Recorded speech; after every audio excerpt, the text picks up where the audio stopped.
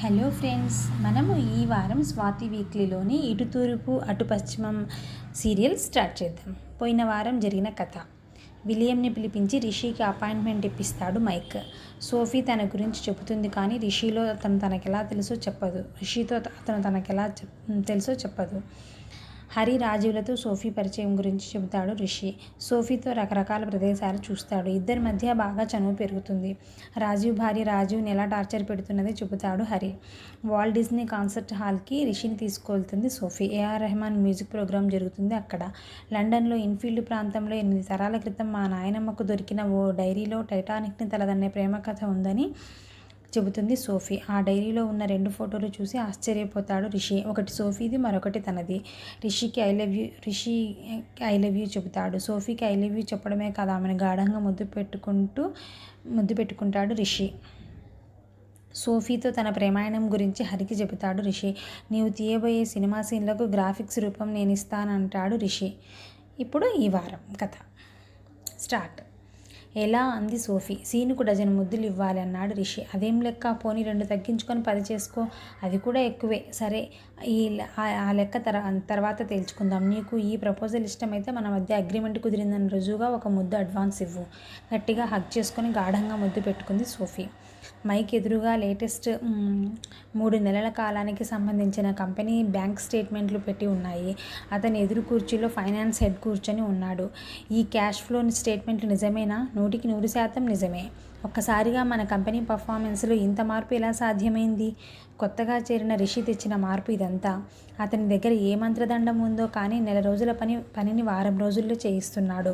అతనికి మనం ఇచ్చిన టీం కూడా పెద్ద గొప్పదేం కాదు. వారితోనే అతను ఇంత అవుట్పుట్ ఇవ్వడమే అమేజింగ్. మైక్ అంగీకారంగా తల ఊపాడు. బాస్, మీకు చెప్పేటంత వాడిని కాదు, కానీ ఒక్క సలహా ఇవ్వనా? ఆ రిషికి కొద్దిగా బోనస్ ఇచ్చి అయినా ఆ కంపెనీ వదిలిపోకుండా చూసుకోండి చెప్పాడు ఫైనాన్స్ హెడ్. ఆ సంగతి నేను చూస్తాను. నువ్వు చేయవలసినది ఒకటి ఉంది. మన కంపెనీకి నిన్ని లాభాలు వస్తున్నాయనే విషయం ఇంకెవరికి తెలియకూడదు, ముఖ్యంగా రిషికి. ఈ అభివృద్ధి అంతా తన బలమే అని తెలియకూడదు. అలా తెలిస్తే అతను మనం కంపెనీ వదలకుండా లాభాల్లో వాటాలు అడిగినా అడుగుతాడు. అతనికి అంత తెలివి ఉందనుకోను. అతనికి ఉండవలసిన అవసరం లేదు. అతనికి సహాయం చేసే కొంతమంది స్నేహితులు ఉన్నారు. మొదటి రోజే అగ్రిమెంట్ మీద సైన్ చేయమంటే లాయర్ని తీసుకువచ్చాడు. అప్పుడు అలాంటి పని చేస్తాడని ఊహించామా? చేయలేదు. నిజమే అన్నట్లు తల ఊపాడు ఫైనాన్స్ హెడ్. అసలు ఇదేది జరగకపోయినా మరొక ప్రమాదం ఉంది, సిగరెట్ వెలిగించుకుంటూ అన్నాడు మైక్. ఇదే ఊళ్ళో ఎన్నో కంపెనీలు మనం చేసే పనులు చేస్తున్నాయి. వాళ్ళకు ఒక మనిషి వలన మనకి ఇంత లాభాలు వస్తున్నాయని తెలిసాయనుకో, ఆ మనిషిని ఎంత ప్యాకేజ్ అయినా ఆఫర్ చేసి తమ కంపెనీలోకి లాక్కునే ప్రయత్నం చేస్తారు. వీటన్నింటినీ ఆపాలంటే మనకు కొంత సమయం అవసరం. ఈలోపు మన కంపెనీ లాభాల గురించి ఎవరికి తెలియకూడదు. ఓకే అన్నాడు ఫైనాన్స్ హెడ్ వెళ్ళడానికి లేస్తూ. థ్యాంక్ యూ అన్నాడు మైక్. ఆ తర్వాత అతను చాలాసేపు ఆలోచిస్తూ ఉండిపోయాడు. ఆ రోజు సోఫీ తన బామ్మ కథ చెప్పడానికి పూనుకుంది. మొబైల్లో రికార్డ్ చేసుకుంటూ ఆసక్తిగా వింటున్నాడు రిషి. ఇది 1855లో మొదలై 1858 మధ్య వరకు జరిగిన కథ. మా బామ్మ తన డైరీలో రాసుకున్న జ్ఞాపకాలను నేను కథలా మలిచాను. ఈ కథలో హీరో హీరోయిన్ల పేర్లు కూడా రిషి సోఫీలే. ఎక్కడా కన్ఫ్యూజ్ కావద్దు. డోంట్ వరీ, క్యారీ ఆన్ అన్నాడు రిషి. మరొక విషయం, ఈ కథ జరుగుతున్నది 1857 ప్రాంతంలో అయినా నేపథ్యంలోని సంఘటనలకు బీజం అంతకు 100 ఏళ్ల క్రితమే పడింది. 100 ఏళ్ల క్రితమా? అవును, సరిగ్గా చెప్పాలంటే 23 జూన్ 1757 తారీఖున. ఏం జరిగింది ఆ రోజు? మీ స్కూల్ పుస్తకాల్లో నేర్పి ఉంటారే, ప్లాసీ యుద్ధం గురించి వినలేదా? నువ్వు చెప్తుంటే విన్నట్లే ఉంది. సోషల్ సైన్సెస్లో ఉన్నట్లు అది ఉంది ఆ పాఠం. నేను చెప్పే కథను అర్థం చేసుకోవడానికి ఆ రోజుల్లో ఉన్న రాజకీయ నేపథ్యం కూడా తెలిసి ఉండటం అవసరం. ఇంగ్లాండ్ నుండి వ్యాపారం కోసం భారతదేశంలోకి ప్రవేశించిన ఈస్ట్ ఇండియా కంపెనీ నెమ్మదిగా వ్యాపారంతో పాటు ఇండియాలోని ప్రదేశాలను ఆక్రమించుకోవడం మొదలుపెట్టింది. అప్పటికి భారతదేశాన్ని 400 ఏళ్లుగా పరిపాలిస్తున్న మొఘలులు బలహీనపడటం మొదలుపెట్టారు. వారిని బలహీనపరుస్తున్న మరాఠాలు అంతగా బలపడలేదు. అటువంటి సమయంలో ఇండియాలోకి ప్రవేశించిన కంపెనీని అడ్డుకునేవారే దేశంలో కరువయ్యారు. అలాంటి సమయంలో బెంగాల్ నవాబ్ ఒక్కడే ఎదిరించి నిలిచాడు. నూనూగు మీసాల సిరాజ్ ఉద్దౌలా కంపెనీని కలకత్తా నుండి తరిమి కొట్టడానికి సమాయత్తమయ్యాడు. ఈస్ట్ ఇండియా కంపెనీ తరపున రాబర్ట్ క్లైవ్ నేతృత్వంలో సైన్యం యుద్ధానికి సన్నద్ధమైంది. ఆ రోజుల్లో బెంగాల్ రాజధాని ముర్షిదాబాద్.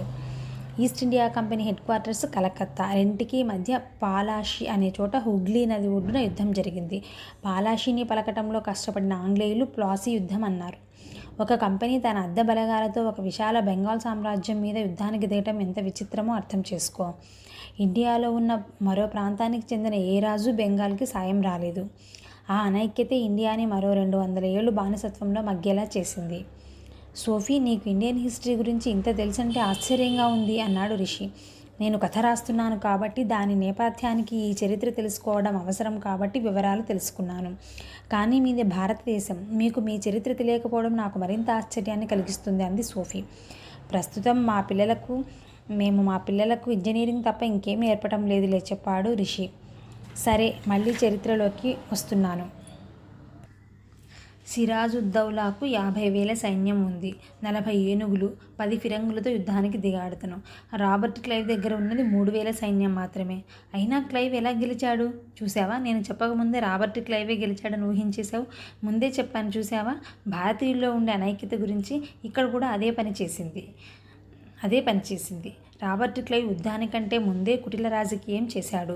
సిరాజుద్దౌలా సేనాని మీర్ జాఫర్ను కొనేశాడు. తనకు సహకరిస్తే బెంగాల్ నవాబును చేస్తానని వాగ్దానం చేశాడు. మీర్ జాఫర్ లొంగబట్టే ప్లాసీ యుద్ధం జరిగిన ఇన్నాళ్లకు కూడా నేను నీకు చెప్పే చరిత్ర అయింది. లేకపోతే రొటీన్ యుద్ధం అయ్యేదిగా. ప్లాసీ యుద్ధంలో ఎవరూ ఊహించనిది జరిగింది. సిరాజుద్దౌలాను చంపి మరీ బెంగాల్ను గెలుచుకున్నాడు రాబర్ట్ క్లైవ్. నవాబుగా జాఫర్ కన్నా పెత్తనం క్లైవే చేశాడు. తన కంపెనీ పాలనను బెంగాల్ మొత్తం విస్తృతం చేశాడు. 100 ఏళ్లు గడిచేటప్పటికీ కంపెనీ దేశంలో అధిక భాగాన్ని ఆక్రమించుకుంది. మొఘలుల ఆఖరు చక్రవర్తి బహదూర్ షా జఫర్ ఢిల్లీలోని ఒక ప్రాంతానికి పరిమితమయ్యాడు.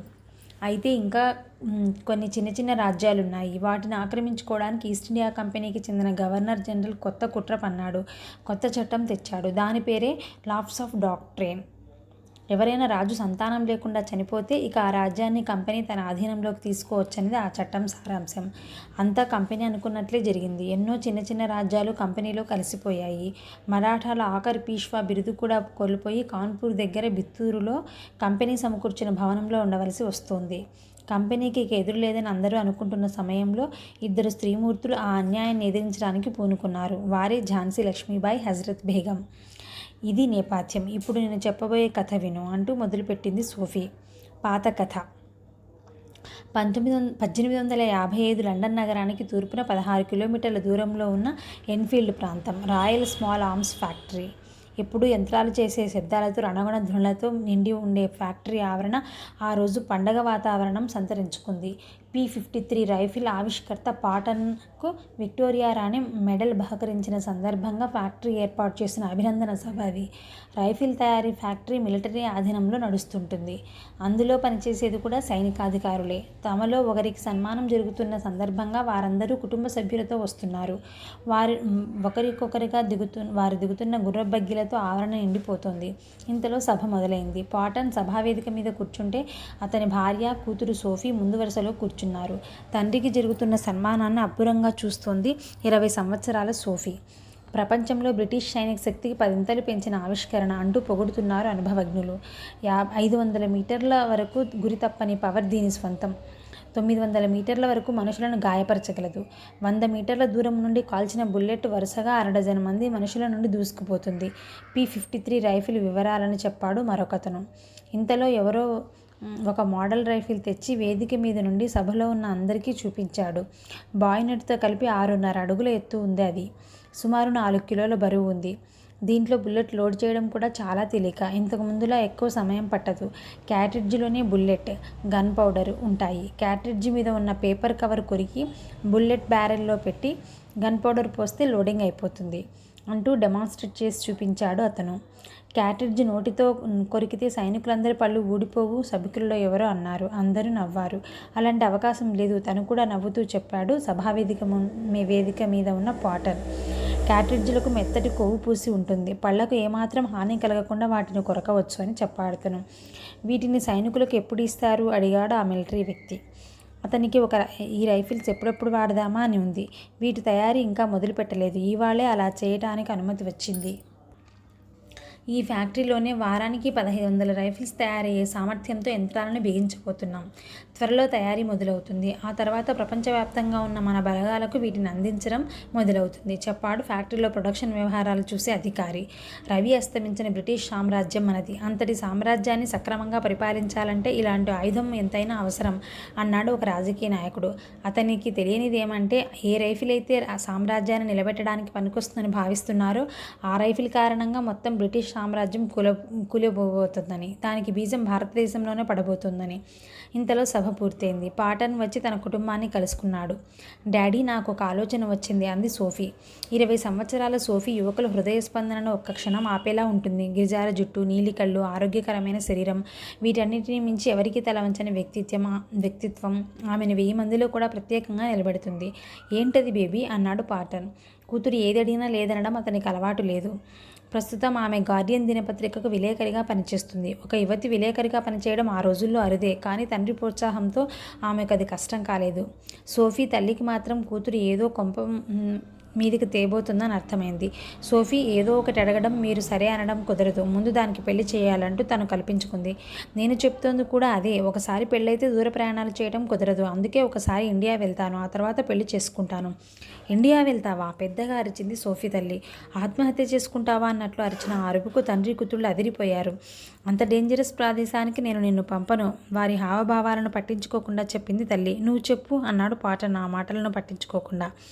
నేను నీ రైఫిల్ ఇండియా ఆర్మీలో ఎలా ఉపయోగపడుతుందో పరిశీలిస్తాను. మా గార్డియన్ పత్రికకు ఫస్ట్ హ్యాండ్ రిపోర్ట్ ఇస్తాను. అంతేకాకుండా ఇంతవరకు ఇండియా గురించి సరైన రిపోర్టు జరగటం లేదని పత్రిక అనుకుంటోంది. ఆ కొరత కూడా తీరుస్తాను. కొన్నాళ్ల తర్వాత వచ్చి పెళ్లి చేసుకుని ఇక్కడ స్థిరపడతాను అంది సోఫీ. పెళ్లి చేసుకునేది ఎప్పుడు? ముసలిదాని అయ్యాక, మరింత కోపంగా అంది సోఫీ తల్లి. అయినా నేను చూసిన సంబంధం కూడా ఇండియాలోని మిలిటరీ ఆఫీసరే. అతన్ని చేసుకుని అప్పుడు ఇండియా వెళ్ళు. అతన్ని పెళ్లి చేసుకోవడానికి ఒప్పుకుంటే ప్రమాదకరమైన ఇండియా క్షేమం అయిపోతుందా అని అడిగింది సోఫీ. అవదు. నిన్ను పెళ్లి చేసుకోవాలంటే ఉద్యోగానికి రాజీనామా చేసి ఇండియా రావాలని కండిషన్ పెట్టాను. దానికి అతను ఒప్పుకున్నాడు. ఇంగ్లాండ్ ఉంటుంది. అయినా నాకు ప్రస్తుతం ఏ మొగుడు అవసరం లేదు. నేను ఇండియా వెళ్ళి వచ్చాక పెళ్లి చేసుకుంటాను ఖచ్చితంగా చెప్పింది సోఫీ. ఇక తను కల్పించుకున్నాడు సోఫీ తండ్రి. నువ్వు అడుగుతున్నది కొద్దిగా కష్టమైన పనే. ఒంటరిగా ఒక యువతి ఇండియా లాంటి తెలియని ప్రదేశంలో తిరగడం కష్టమే. అయినా ఏదైనా దారి దొరుకుతుందేమో ఆలోచిద్దాం అన్నాడు పాటన్. కూతురుని పంపించడని ఆ మాటలకు అర్థం చేసుకుంది సోఫీ తల్లి. తనను పంపించడానికి మార్గం వెతుకుతాడని అర్థం చేసుకుంది సోఫీ. 1856 మద్రాస్ పోర్ట్. బ్రిటిష్ నౌక విక్టోరియా కాసేపులో పోర్ట్లో బెర్త్ కాబోతోంది. ఈస్ట్ ఇండియా కంపెనీ తరపున గవర్నర్ జనరల్గా నియమితులైన కానింగ్, అతని భార్య ఆ నౌకలోనే వస్తున్నారు. ఇప్పటి వరకు గవర్నర్ జనరల్గా ఉన్న డల్హౌసీ నుండి ఈయన కలకత్తాలో ఛార్జీ తీసుకోవాల్సి ఉంది. గవర్నర్ జనరల్ అంటే బ్రిటిష్ ప్రభుత్వం నియమించిన అత్యున్నత అధికారి, పూర్తి భారతదేశానికి అధిపతి.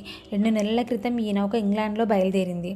కాంగోలో ఒకసారి, మొగదిషులో మరోసారి అవసరమైన పదార్థాలను కొనుక్కోవటానికి ఆగింది. తన ఆఖరి మజిలీగా ప్రస్తుతం మద్రాసులో ఆగింది ఈ నౌక.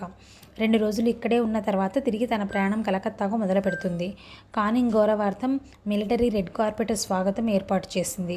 నౌక నుండి ముందుగా కానింగ్, అతని వెనుక అతని భార్య లేడీ కానింగ్ దిగారు. గుర్రపు బగ్గీ వరకు ఏర్పాటు చేసిన రెడ్ కార్పెట్ మీద నడుస్తూ వచ్చిన కానింగ్, అతని భార్య గుర్రపు బగ్గీ ఎక్కారు. బగ్గీ కింగ్ జార్జ్ కోట వైపు సాగిపోయింది. కానింగ్ ఎక్కిన బగ్గీ పోర్టు బయటకు వెళ్లే వరకు అక్కడి కార్యక్రమాలు నిలిపివేశారు. సామాన్య వర్కర్లను అక్కడ లేకుండా బయటకు పంపేశారు. రిషి తన పటాలంతో అక్కడి భద్రతా వ్యవహారాలు చూస్తున్నాడు. కానింగ్ పోర్టు నుండి బయటకు వెళ్ళిపోవడంతో నిట్టూర్చాడు. అతను మద్రాసు రెజిమెంటులో ఒక చిన్న అధికారి. గవర్నర్ జనరల్ ప్రయాణిస్తున్న బగ్గీ పోర్టు విడిచి వెళ్లే వరకు పోర్టును కంట్రోల్లోకి తీసుకోమని ఈరోజు అతన్ని ఆదేశించారు. తనకు అప్పచెప్పిన పని సక్రమంగా నిర్వర్తించినందుకు తృప్తిగా నిట్టూర్చాడు రిషి. పోర్టులో తిరిగి మామూలు కార్యకలాపాలు మొదలవుతున్నాయి. దూరంగా కింగ్ జార్జ్ కోట నుండి 21 ఫిరంగులు మోగిన శబ్దం వినిపించింది. కానింగ్ దొర ప్రయాణిస్తున్న గుర్రపు బగ్గీ కింగ్ జార్జ్ ఫోర్టుకు చేరి ఉంటుందని అనుకున్నాడు రిషి. ఇప్పుడు నౌక నుండి మామూలు ప్రయాణికులు కిందకు దిగుతున్నారు. తన పని అయిపోవడంతో బయటకు వెళ్ళబోయాడు రిషి. అంతలో అతని అధికారి అక్కడికి వచ్చాడు. అతని పేరు శేషయ్య నాయుడు. అతనికి రిషి మీద బాగా గురి. రిషి, ఒక ముఖ్యమైన పని ఉంది అంటూ అతన్ని పక్కకు తీసుకువెళ్ళాడు. చెప్పండి సార్ అన్నాడు రిషి. ఈ ఓడలో మద్రాసు రైల్వే కంపెనీకి చెందిన 6 రైలు ఇంజన్లు వచ్చాయట. వాటిని కిందికి దింపే వరకు నువ్వు ఇక్కడే ఉండి చూసుకో. రైలు ఇంజన్లా? అవి దింపుతుంటే నేనేం చేస్తాను? ఆశ్చర్యంగా అడిగాడు రిషి. కాస్త లోకజ్ఞానం పెంచుకోవాలయ్యా రిషి. పేరు రిషి అని పెట్టుకున్నావని ముక్కు మూసుకుని కూర్చుంటే మిలిటరీలో కుదరదు. ఇప్పుడు ఈస్ట్ ఇండియా కంపెనీ దేశం మొత్తం రైల్వే లైన్లు వేయాలని నిర్ణయించింది. 30 కిలోమీటర్ల లైను రాయపేట నుంచి చిన్నమ్మపేట వరకు వేశారు కూడా. నువ్వు చూడలే? చూశాను సార్. ఊరు బయట వేస్తున్న లైన్కు కాపలా డ్యూటీగా కూడా వేశారుగా. అదే మరి, ఆ లైను మీద ఇంకా రైళ్లు పరుగులు పెడతాయంట. రాయపేటలో ఒక పెద్ద స్టేషన్ కట్టబోతున్నారంట. దాని శంకుస్థాపనకే కానింగ్ దొర ఇక్కడ దిగింది. రేపు ఆర్కాట్ నవాబ్ కూడా వస్తున్నారు. ఇద్దరు కలిసి రాయపేట స్టేషన్ శంకుస్థాపన చేస్తారు. ఆ తర్వాత కానింగ్ దొరగారు బయలుదేరి కలకత్తా వెళ్తారు. ఈ ఇంజన్లు రేపు శంకుస్థాపన సమయంలో స్టేషన్ బయట పెడతారంట. అయితే నీకు తెలుసుగా, తెల్లవాళ్ల మీద ఉన్న కోపంతో మన వాళ్ళలో ఎవరు ఈ ఇంజన్లకు హాని చేయకుండా మనల్ని రక్షణ కల్పించమన్నారు చెప్పాడు శేషాద్రి నాయుడు. అంతేగా, ఇక వదిలేయండి, నేను చూసుకుంటాను అంటూ ఓడవైపు వెళ్ళిపోయాడు రిషి. కిందకు దిగుతున్న ప్రయాణికులను తప్పించుకుంటూ నౌక పైకి ఎక్కాడు. ఇంకా అన్లోడింగ్ ప్రక్రియ మొదలు కాలేదు. ప్రయాణికులందరూ కిందికి దిగే వరకు వారికి అసౌకర్యం కలగకూడదని ఇంజన్లు కిందికి దింపే పని పెట్టుకోలేదు. ఇంతలో ఓడ ఫస్ట్ క్లాస్ క్యాబిన్ నుండి ఒక అమ్మాయి హడావిడిగా బయటకు వచ్చింది. ఆ అమ్మాయితో ఒక పెద్ద సూట్ కేసు కూడా ఉంది. అప్పటికే అనుకున్న దానికంటే ఆలస్యమైనట్లు వడివడిగా నడుస్తూ ప్రయాణికులు దిగుతున్న వైపు నడిచింది. ఆ అమ్మాయిని చూసి ఒకలాంటి షాక్కు గురయ్యాడు రిషి. ఆ గిరిజాల జుట్టు, ఆ నీలి కళ్ళు, ఆ గంధపు రంగు శరీర వర్ణం అన్నిటినీ మించి ఆ అమ్మాయిలో ఉప్పొంగుతున్న ఉత్సాహం అతన్ని కళ్ళు తిప్పుకొనివ్వలేదు. ఆ అమ్మాయి మాత్రం రిషిని పట్టించుకోకుండా అతని ముందు నుండి నడుచుకుంటూ వెళ్ళిపోయింది. తన ముందు నుండి వెళ్తున్న ఆ అమ్మాయిని చూస్తున్న రిషి అయస్కాంతానికి ఆకర్షితమైన ఇనుప ముక్కల ఆలోచనలన్నీ మరిచి ఆమె వెనుక అడుగు వేయబోయాడు. ఇక్కడ సెక్యూరిటీ వాళ్ళు ఎవరయ్యా, కొద్దిగా ఇటు రండి అని పిలిచిన నౌక సిబ్బంది అరుపు విని ఈ లోకంలోకి వచ్చాడు రిషి. వస్తున్న అనక తప్పలేదు అతనికి. మళ్ళీ తల తిప్పి చూస్తే ఆ అమ్మాయి కనిపించలేదు. జీవితంలో మొట్టమొదటిసారి తన మీద తన అదుపు కోల్పోయేలా చేసిన ఆ అమ్మాయిని మరీ తలుచుకుంటూ తనను పిలిచిన వ్యక్తి వైపు వెళ్ళిపోయాడు Rishi. King George fort Canning గౌరవార్థం విందు ఇస్తున్నారు. ఈస్ట్ ఇండియా కంపెనీ ఏలుబడిలో ఉన్న ప్రాంతాల కలెక్టర్లు, ఇతర ఉన్నతాధికారులు అక్కడ ఉన్నారు.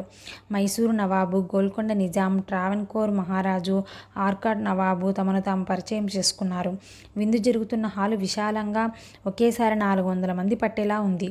టేకు చెక్క మీద చెక్కిన కళాకృతులు వివిధ ప్రదేశాల్లో అందంగా అలంకరింపబడి ఉన్నాయి. బ్రహ్మాండమైన షాండిలియర్లు సీలింగ్ నుండి వేలాడుతున్నాయి. పట్టుతెరల వెనుక నుండి వెండి ట్రేలలో విదేశీ మద్యం ఇండియన్ బట్లర్ల చేతుల మీదుగా అందరికీ అందుతోంది. రాత్రి పొద్దుపోయే వరకు విందు జరిగింది. తర్వాత ఒకరికొకరిగా అతిథులందరూ సెలవు తీసుకున్నారు. అందరూ వెళ్ళిపోయాక బ్రిటిష్ అధికారులతో కానింగ్ అంతరంగిక సమావేశం జరిగింది. దక్షిణ భారతదేశంలో ఉన్న రాజకీయ పరిస్థితుల మీద చర్చ జరుగుతోంది. అంతే ఫ్రెండ్స్, నెక్స్ట్ వీక్ మళ్ళీ కలుసుకుందాం. బాయ్.